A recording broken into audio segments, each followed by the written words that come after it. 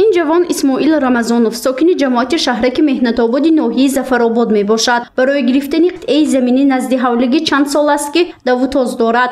نقل میکند که سال 2018 به عنوان رئیس ناحیه ظفرآباد عریضه کرده است. عریضه وی امضا شد، اما 4 سال می شود که برای گرفتن قطعه زمینی نزد حولگی در نوبت ایستاده است. اسماعیل رمضانوف از وضع مشکلی زندگی در عائله سخن کرده گفت که حالا 5 عائله عبارت از 16 نفر در یک حوله استقامت میکنند.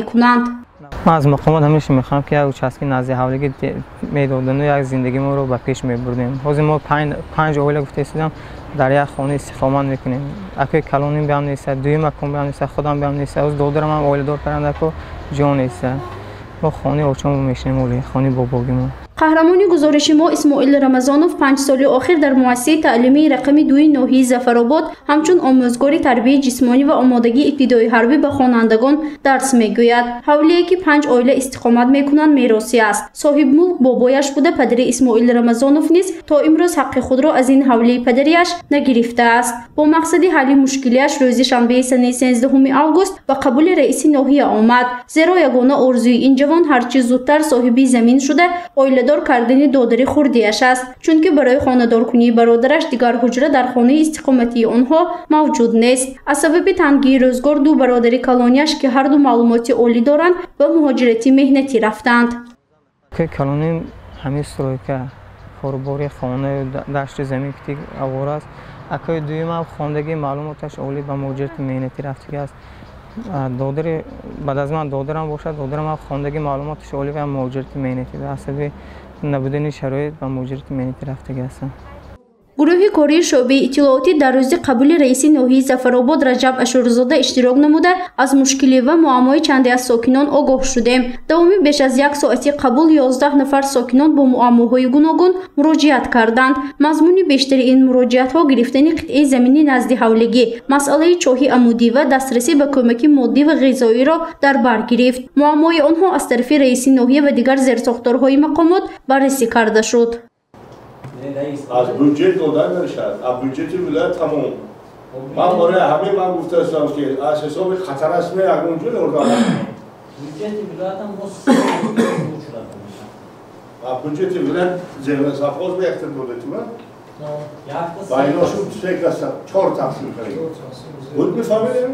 بود فهمیدیم من همین جایی وزارت دو بار اطراف 100 تا این سوال پیش میاد 100 تا مکتوب رئیس جمهوری دفاع شده کدام یک تیمور میداریم اما هفته و 4 نفر اومدن همه را رو کرده دادن یادم بعدی رو گرفتن فهمیدن بعد هر روز حکومت نام نسوز. اطلاع داده شد که دوامی 7 ماه سال جاری در عموم 326 نفر ساکنان در روزهای قبول به رئیس ناحیه و معاونان مراجعت نمودند. بیشتر مراجعت ها در این دوره از طرف ساکنان جماعت شهرک ظفرآباد و مهنت‌آباد به قید گرفته شده است. معمای ساکنان اساساً عایدی گرفتن قطعه زمینی نزد حولگی، تأمین آبی پالیزی و رساندن کمک مادی بود. مسئولین گفتند که همه مراجعت ها در مهلت های طبق قانون مقرر شده بررسی کرده می شود. در دوام هفته روزهای چهارشنبه و شنبه از طریق رئیس ناحیه قبیل شهروندان براه مانده شده است. اصلا با مسئله های گرفتن قطعه زمین نزد حولگی، کمک مادی،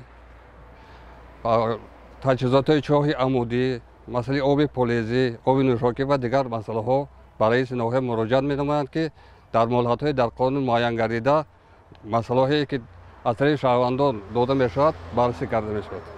در عموم دوامی 7 ماه سال جاری 1643 عریضه و شکایت و مراجعت های خطی ساکنان با عنوان مقامات اجرایی حاکمیت دولتی ناحیه ظفرآباد وارد شده است. از این شماره 1586 مراجعت بررسی شده، 57 مراجعت دیگر که حالا مهلت بررسیش موجود است تحت آموزش قرار دارد. بیشتر مراجعت ها گرفتن قطعه زمینی نزد حولگی، تشکیل خواجگی های دهقانی، رسانیدن کمک های مادی و مالیوی، جدا نمودن زمین برای بنیاد انشاءات ها، به قیدگیری و به رسمیت درآوردن خانه استقامتی، کافتن چاه عمودی، سفری حج و دیگر مسئله ها را در بر میگیرد. به قهرمانی گزارش ما اسماعیل رمضانوف نیز در روز قبول شخصا رئیس ناحیه ظفرآباد رجب اشورزاده وعده داد که در کوتاه‌ترین فرصت مشکلیش را بررسی میکند.